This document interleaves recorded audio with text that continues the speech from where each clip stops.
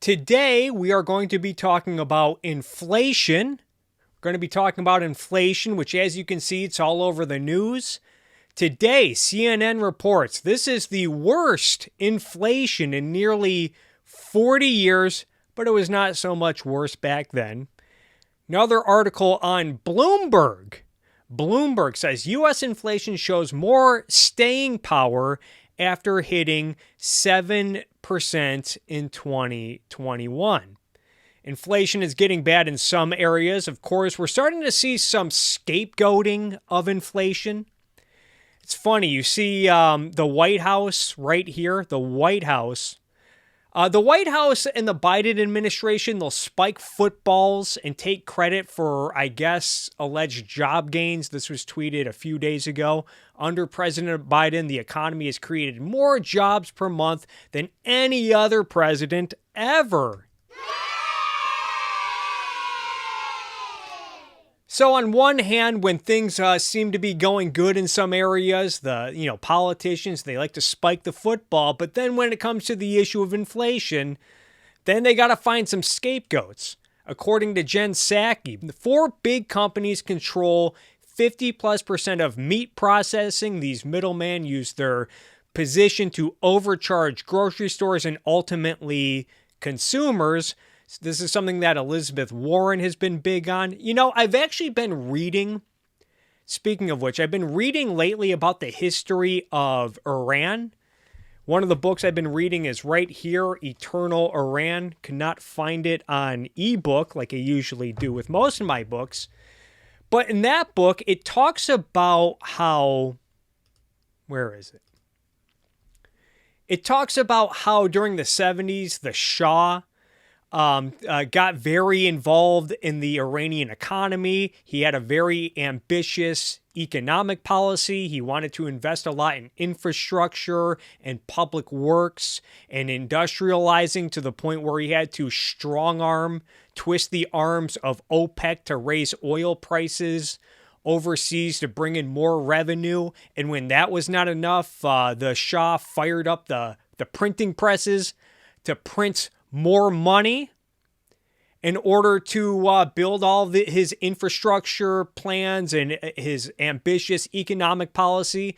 And one of the consequences of this was inflation. No surprise there. Of course, when the inflation hit and the economy started to get pretty bad, the government, which you can see right here, this is an excerpt from the book, the government tried to blame economic problems on, get this, price gouging merchants. Oh, you absolutely suck! I guess we're seeing that right now. The government, both under Trump and Biden, let's be fair, they've been very ambitious. They've been spending like crazy in the name of economic relief, in the name of economic stimulus. Now we have inflation, and now they're trying to scapegoat big business. No surprise there. But someone else who's been trying to scapegoat big business is our good friend Secular Talk. And for those who don't know, Secular Talk, he's a political commentator on YouTube. As you can see, has almost 1 million subscribers, 973,000 subscribers. This video, I think, was posted last week. He's also been talking with Crystal Ball about it on their podcast that they do together. But this video has 165,000 views. And let's see what Secular Talk Kyle Kulinski is saying about inflation. Look, I'll submit to you guys right now. What the hell's he doing? What's he doing? He's talking about Biden. What's Biden doing? President jibber-jabbering Joe Biden. Well, there is one answer. And, if you want to give him some modicum of credit on this front, I understand, because he just announced something which is an attempt to fight inflation, namely when it comes to meat and when it comes to, it might even be beef in particular. Meat and beef packing. So there's been a giant increase in the price of beef. And the actual reason for that is monopolization. So you have monopolization. Four big, I think it's meat packing companies. Four. And they're monopolization. So you have four big, I think it's meat packing companies. And again, guys, four companies equals one big scary monopoly. they're basically colluding to keep the price high. And they're colluding to keep the price high. Now, I addressed this point a few weeks ago when I was doing a video on breaking points, the show that Sagar and Jetty and Crystal Ball do together. They did a whole series of videos on inflation, and they brought up beef and meat packing, and they blamed it on not increased spending, not production issues. They blamed it on monopolization, market consolidation. And I knew at the time this was not a new trend because Robespierre Reich put out a video in 2018 complaining about how 4 companies control roughly 85% of the beef industry. So I decided to look into this further. I found this article from Reuters from June 17th of 2021. And they talk about this. And this whole talking point is based on data from USDA, the United States Department of Agriculture, and their reports. This is based on the fact that 84% of steers and heifers are sold to 4 different companies for slaughter and packing. And then I did a little more digging and I found a report from the USDA from 2018 that shows this. And if you notice, this is not nearly a new phenomenon. This goes back all the way back to 2008. So you can see with this chart right here, 4 companies have purchased roughly 80% or more of steers and heifers for slaughter and packing all the way since 2008.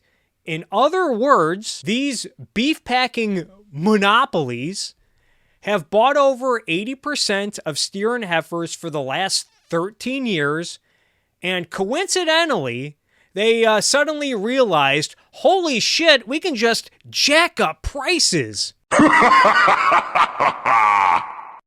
This also does not explain the price increases on other meat as reported in outlets like CNBC. As you can see right here, price for all meat has been up at least 9% or more. This does not explain the fact that these 4 firms control a far fewer percentage of animals for slaughter and packing in other meat areas. I also noticed that one of these companies, so the 4 companies in question, according to Reuters and the USDA, the 4 companies in question are Cargill, Tyson, JBS, and Marfrig Global Foods. And as it turns out, one of these companies in 2019, Cargill, reported hundreds of millions of dollars in lost earnings and revenue.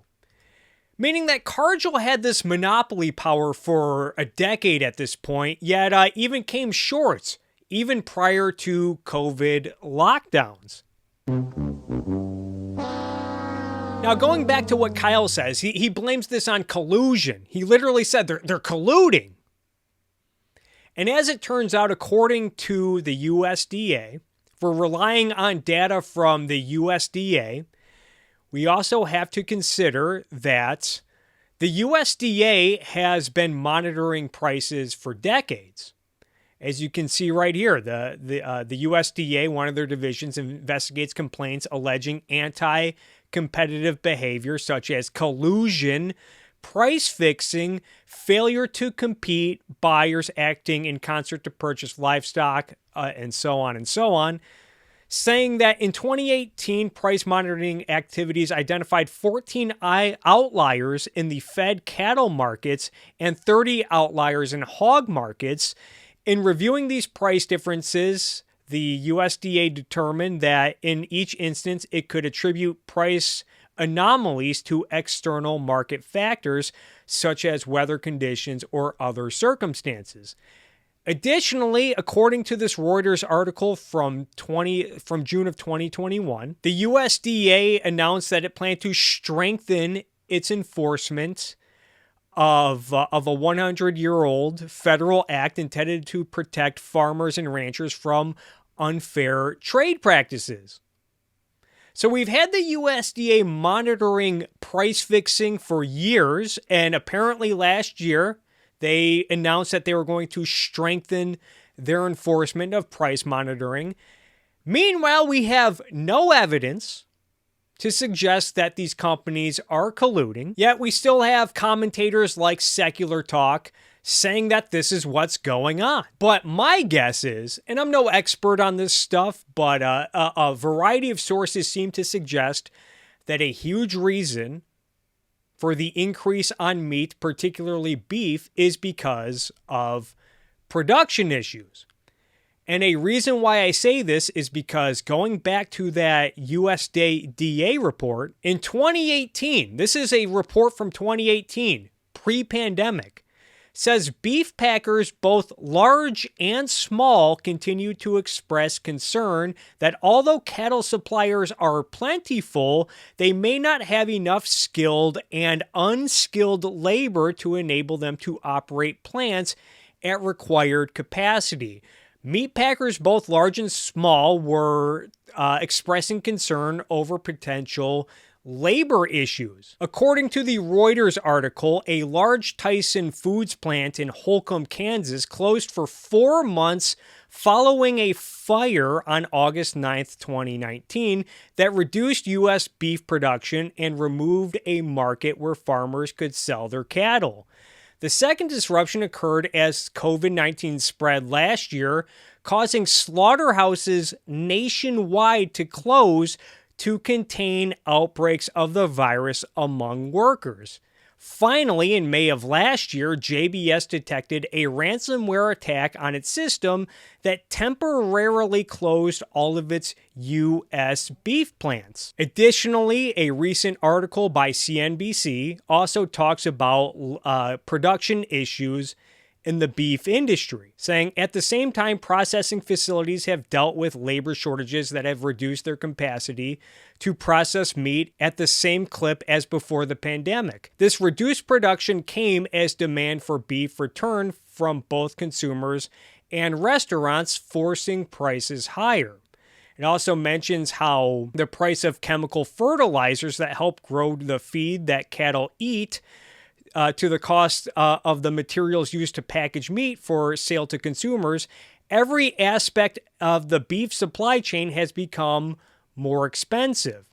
Additionally, another article from Bloomberg the other day reports that U.S. beef prices rise as COVID sickens slaughterhouse workers again. And finally, there was this report from the Wall Street Journal talking about how Tyson Foods, one of the big four meat packers, they're investing $1 billion on automating their plants, saying we'll spend more than $1 billion developing robotic meat cutters over the next 3 years. Talking about how the automation spending comes as part of a larger program to drive up Tyson's production capabilities that it hopes will save it more than $1 billion by the end of the 2024 fiscal year, the company said. It plans to open 12 new plants over the next 2 years, increasing its overall production capacity by about 1.3 billion pounds. Now, imagine you're someone like a Kyle Kalinske or a Sagar and Jetty or a Crystal Ball, these populist knuckleheads. This decision by Tyson to increase over $1 billion in automation, doesn't this sound like a really stupid idea? I mean, why bother investing in innovation to ramp up production when you can just get in a smoke-filled dark room with your 3 other competitors like Cargill and JBS and collude to fix prices and stagnate?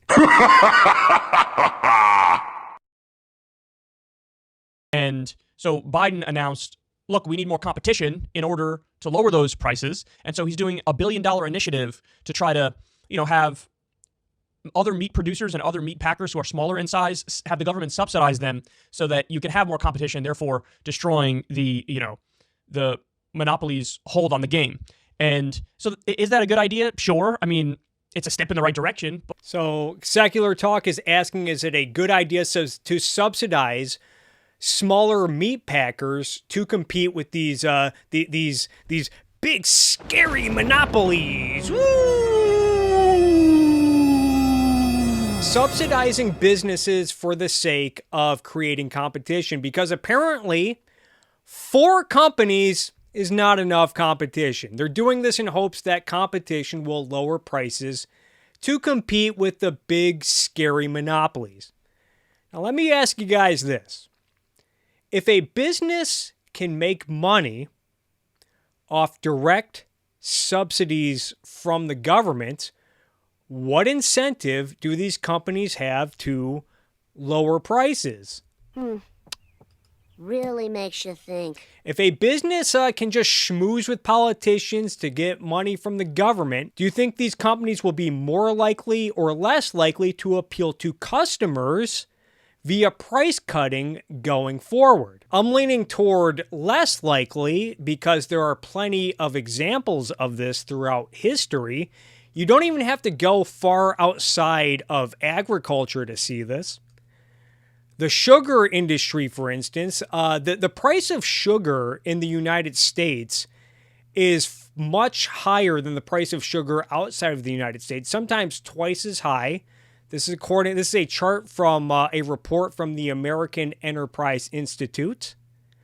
There's also this chart from a report from the Cato Institute. As you can see, the price of sugar in the United States is usually much higher than the price of sugar throughout the rest of the world. And a major reason for this is the fact that sugar in the United States has been heavily subsidized for roughly the last 40 years, sometimes multiple billions of dollars a year. Now, subsidies are not the only reason. There's also a lot of protectionist tariffs in the United States sugar industry, driving up the price of sugar to the point that even companies like Hershey's, the chocolate company, they've resorted to outsourcing over the years, outsourcing their production because the price of sugar is much lower outside of the United States. No surprise there. I find this interesting because a lot of economic populists like Secular Talk, Sagar and Jetty and the rest, they think that subsidizing and protectionist tariffs, they think that they keep jobs in the United States. That's just not smart. So subsidies are often a double whammy for consumers who have to, one, pay more in taxes to subsidize these businesses, but at the same time, they also have to pay higher prices on the goods that these businesses produce. I think the report from the American Enterprise Institute estimates that these price increases cost American consumers billions of dollars per year. But going back to my original question, do you think if a company is getting money from the government, do you think they are more likely or less likely to reduce prices to appeal to customers going forward? Burton Folsom's book, The Myth of the Robber Barons, talks a lot about this phenomenon.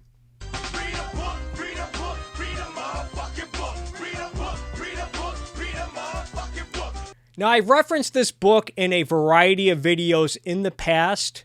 In this part, Mr. Folsom is talking about how the United States in the early to mid 19th century was involved in subsidizing ships for the sake of delivering mail.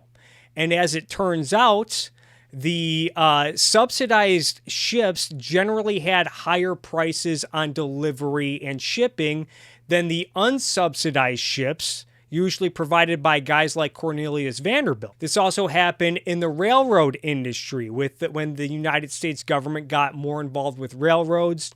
They wanted to create transcontinental railroads, and so railroads got heavily subsidized, and as a consequence, they were less efficient, they were more corrupt, ridden with scandals, and as a consequence, the price on fares on these railroads, they were a lot higher than unsubsidized railroads like James J. Hill's Great Northern Pacific. Of course, the subsidized, less efficient, more costly, scandal-ridden railroads caused the government to eventually intervene further, which brings me to my next point. People like Secular Talk like to have it both ways on subsidies. Imagine if one of these subsidized little guys ends up taking advantage of their welfare and ends up growing into a successful profitable company.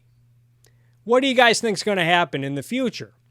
Eventually, you might see the likes of someone like Secular Talk turn around and call for further regulation, if not outright nationalization of the business, because, hey, they're being greedy.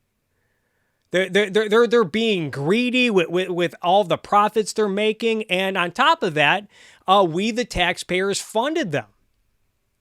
Don't bother me with mumbo jumbo about private property when we the taxpayers funded their operation. And if you don't believe me, Kyle himself made this argument last year when talking about pharmaceutical companies. So when it comes to health, I think the entire thing should be nationalized. I think Big Pharma should be nationalized. And before you say, oh my God, what about the research and development, which is absolutely necessary? I agree. Everybody agrees research and development is necessary. But a lot of the research and development when it comes to the medicine that we take is done at universities funded by tax dollars. So you're having the research and the development done. You don't need the profit motive there to do the research. There you go. We should nationalize Big Pharma. And hey, they're already being subsidized. I see this all the time. I've seen this a lot over the years. I remember seeing this with net neutrality when people were arguing for keeping net neutrality. One of the reasons was, hey, ISPs, these big corporate ISPs, they've been given tax benefits for years. People also have this attitude toward Elon Musk when people want to talk about new wealth taxes or increasing taxes. And they get pushback. You have people like this guy, Mr. Socialist with Good Politics, 50,000 followers on Twitter, saying, hey, it's literally ours because Elon Musk, his company's benefited from subsidies. But, I mean, listen, even under best case scenario, this is like a long-term approach to try to deal with inflation. Now, some numbers came out the other day, too. This was mind-blowing. 60% of inflation is going to corporate profits. So, in other words, that Business Insider article that we covered on this show a while back, which said, hey, listen, there are outlets like Walmart that they're just jacking up their prices, even if these particular goods are not necessarily caught up in the supply chain crisis, so there is no natural inflation with it. They're using inflation as an excuse to jack up their prices. Okay, so companies like Walmart, according to Business Insider, are jacking up prices. This was another point I brought up in my video on breaking points. First off, I don't think a Business Insider article accused Walmart specifically of doing this, and on top of that, I found another Business Insider article that reported the opposite, that Walmart was absorbing a lot of the costs of inflation in an attempt to keep prices low. Target was another one of these companies. As you can see with the headline, the stock market is punishing Walmart and Target for keeping costs low while the rest of the corporate sector prioritizes profits and makes inflation worse. I also found out that recently that some companies are in fact having smaller profit margins than they were a year ago. Kroger is another one of these businesses that gets accused of jacking up prices for the sake of increasing their profits. This is something that Elizabeth Warren has been big on. A few days ago, she tweeted that what happens when only a handful of giant grocery store chains like Kroger dominate the industry, they can force high food prices onto Americans while raking in record profits. You're a liar! Of course, a lot of people corrected her on this. Kroger's profit margins over the last year was 0.75% according to Yahoo Finance, and has not been more than 2.5% over the last 4 years. I remember someone saying that their profit margins this year are lower than last year. According to Scott Lincecum, the retail, grocery, and food industry had a whopping 1.1% profit margin, which is one of the lowest of the industry surveyed. And I tend to believe this because if you remember last year, Kroger had to close down a handful of Ralph's locations in places like Los Angeles and Long Beach due to hazard pay mandates. So, Whoopsie daisy! Good going, everyone. As for Kyle's talking point about how 60% of inflation is going to corporate profits, this is based on an article written by Matt Stoller on his Substack. Corporate profits drive 60% of inflation increases. And he kind of gets at it right here, talking about how just before the pandemic in 2019, American non-financial corporations made about $1 trillion a year in profit, give or take. This amount remained constant since 2012. Today, these same firms are taking in about $1.73 trillion a year. That means for every American man, woman, and child in the U.S., corporate America used to make about $3,081, and today they make about $5,207. And you just notice how he frames this on the chart with this talking point about how this gap represents $2,100 per person taken by corporate America in profits. Is that how corporations make money? They take it from people. They take it by pickpocketing every American to the tune of $2,100. Maybe when you're asleep at night, big scary corporations sneak through your window and empty your piggy bank. Is that what happens?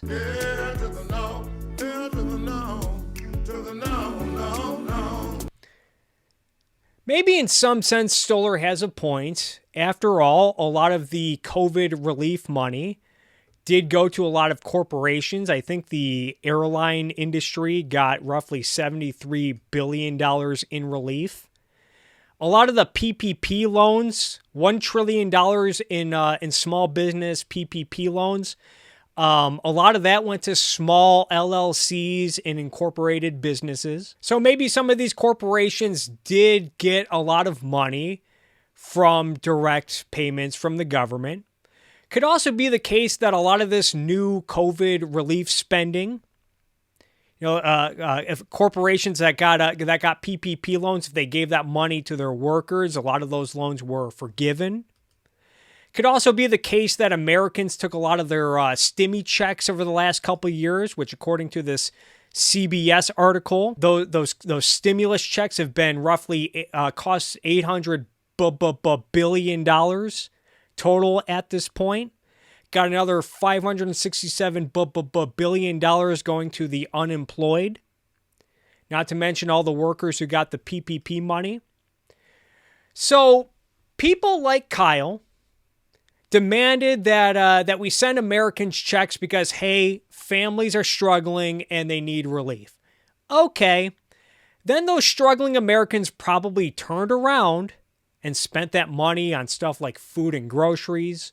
Maybe they bought groceries at places like, I don't know, Walmart, Ralph's, Target, Amazon. Maybe they went to restaurants, corporate restaurants like McDonald's and Chipotle. Maybe they spent it on their cell phone bill, internet service from corporations like Comcast and Verizon and AT&T. Maybe a lot of these people got their stimmy checks and they spent it on re-upping their Disney Plus account so that they can binge The Mandalorian and WandaVision. You know, when that happens, then you have people like Secular Talk going, corporate profits, profit.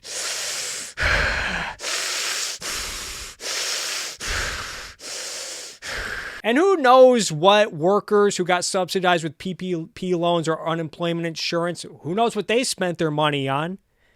According to an article written by the U.S. Census last year, June of 2020, actually 2 years ago, they did surveys on this stuff, and they found that about 80% of respondents reported using it on food and 78% on rent, mortgage, and or utilities, including gas, electricity, cable, and internet. More than half, 58% of such respondents reported spending stimulus payments on household supplies and personal care products.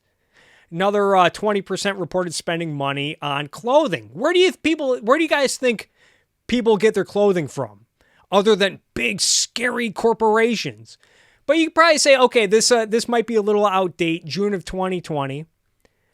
There's another article put out by Bankrate in April of 2021 that reports that 45% of Americans spent their relief checks on monthly bills, 36% spent it on day-to-day essentials, 13% spent it on non-essential spending. A lot of these people, as soon as the restrictions started to relax, a lot of people probably wanted to get out and live again. probably spent money on traveling with corporate airlines, sleeping at corporate hotels, taking corporate Uber rides, maybe spending money on tickets to Disneyland or spending nights out at Applebee's for Cheetos buffalo wings. So corporate profits are up $700 billion. Maybe a lot of that came from all of this COVID relief, which has now been to the tune, if you combine stimulus checks, small business loans, and unemployment, now you're totaling over $2 trillion. It's a good chance a lot of that money came from, that's going to big corporations now. There's a good chance that a lot of that came from the government relief that people like Kyle cheerlead for. So I think this whole 60% of the inflation is going to corporate profits. I think this is just another mindless corporations bad talking point in effort to obfuscate the impact of lockdowns and COVID, the impacts those have had on production. And oh yeah, trillions of dollars in printed money. Now that's happening in an even more widespread way. So really the only way that you're going to handle inflation is to take on the corporations directly. Sure, the idea that Biden floated is fine, but you need to enforce our antitrust laws. You need to actually crack down by using our anti-monopoly laws on the books. You got to break up some companies and you have to do it now. Yeah, I got to break up some companies and you got to do it now. Speaking of which, can we explain the price increase on stuff like, I don't know, the Little Caesars Hot and Ready, which it was reported is now at $5.55 instead of $5. That's an 11% increase.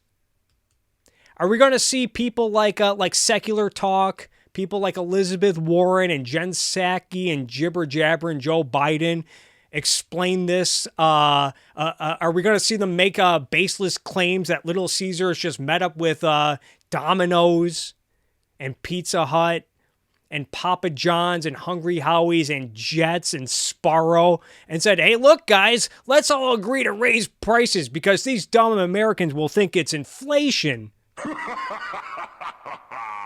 I guess maybe the solution to this is to subsidize smaller pizza chains and force Little Caesars to sell off maybe a few thousand of their locations because according to Kyle, we got to break them up. Someone made this point about oil companies too, because people like Elizabeth Warren try to blame gas price increases on monopolization and corporate greed. You know, they might have a point if like Exxon or Mobil suddenly became the only oil company within the last 2 years. You know, why weren't these companies just jacking up prices back in 2016? I think also now is a good time to remind everyone with this double standard with antitrust enforcement. You look at how monopoly alarmists have talked about companies like Walmart and Amazon for the last 10 to 20 years. Two companies known for putting out their competition with aggressive price cuts. When that happens, we hear that it's monopolistic pricing and they got to be broken up. If prices are the same, it must be because of collusion and companies got to be broken up. If prices go up, it's because of a lack of competition. Again, 4 meat packers is a monopoly now, guys. Oh, you absolutely suck! And, you know, the other thing is, yes, the supply chain is what's to blame for the rest of the crisis. So you have corporate Well, at least he's giving some credit to supply chain. profits, you have monopolies, but then you also have the supply chain crisis, which is still a crisis, which, you know, you should be doing more to address. Now, they have people working around the clock at some of these ports that are backed up and clogged, but there should be more resources that are dumped into this issue. And you got to do something now. That's the point. And one of the other problems with Just do something, you guys. Biden is that even if he does something that's good, which is rare, he has no idea how to market it, how to sell it. Like, you know, That's his problem, selling his dumb ideas. Trump was a terrible president, but one of the things he would always do is put on the show to make you think. Remember when he was doing those, you know, those COVID daily briefings? And he would go out there and say, we're doing wonderful. We have this under control. We're fighting. We're making therapeutics. It's great. And sometimes, since he's so much of an idiot, he screwed it up because he'd go out there and say, maybe if we get some sunlight inside the body, or if you get some bleach inside the body, then maybe that'll help. So, you know, he's dumb. So that came back to bite him in the ass. But at least there was the appearance of being a leader and doing something. Andrew Cuomo, back when he had his highest approval ratings. Now, granted, this guy's a scumbag and a criminal, and everything is optics with that guy. But when he did his daily, COVID press conferences, people were like, well, now that's a leader. And he had very high approval ratings, the highest in the country when it comes to a governor. Biden, even if he does something good, which is rare, there's very little bragging about it, marketing it, letting everybody know there's an adult in charge, showing it. So what are you going to do, Joe Biden? I think it kind of says a lot about Kyle that he places such a premium on the appearance of leading when you're not actually leading. What are you going to do that impacts right now? And remember, he's got his executive order pen, which is incredibly powerful. And fight, do something. Try to Fight! cut another stimulus check.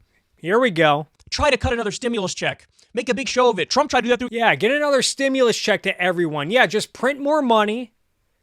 Yeah, that'll make inflation go away. That's just not smart.